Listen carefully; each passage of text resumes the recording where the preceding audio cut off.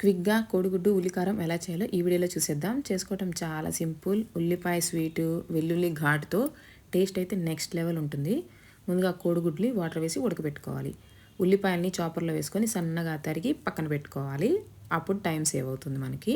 ఇప్పుడు ఒక కడాయి తీసుకొని ఆయిల్, ఆవాలు, జీలకర్ర, పచ్చిశనగపప్పు, వెల్లుల్లి, ఎండుమిర్చి, పచ్చిమిర్చి ఇవన్నీ వేసి బాగా వేగనివ్వాలి. పచ్చిమిర్చి మీ కారానికి తగ్గట్టు వేసుకోండి.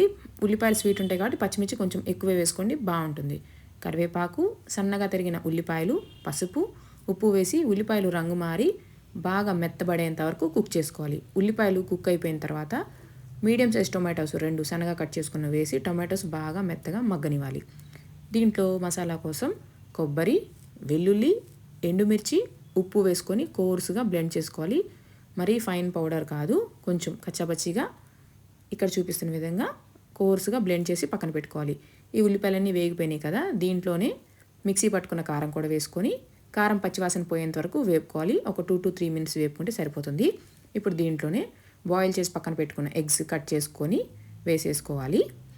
అలాగే ఫుల్ ఎగ్ కూడా వేసుకోవచ్చు. ఇలా కట్ చేసుకొని వేసుకుంటే ఎగ్స్ అనేది ఉప్పు కారం బాగా పడుతుంది.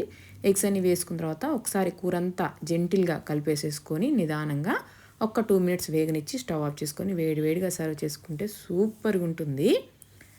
డీటెయిల్ రెసిపీ కోసం కింద ట్యాగ్ చేశాను, ఒకసారి వెళ్ళి చెక్ చేయండి. నచ్చితే మీ ఫ్రెండ్స్ అండ్ ఫ్యామిలీకి కూడా షేర్ చేసేయండి.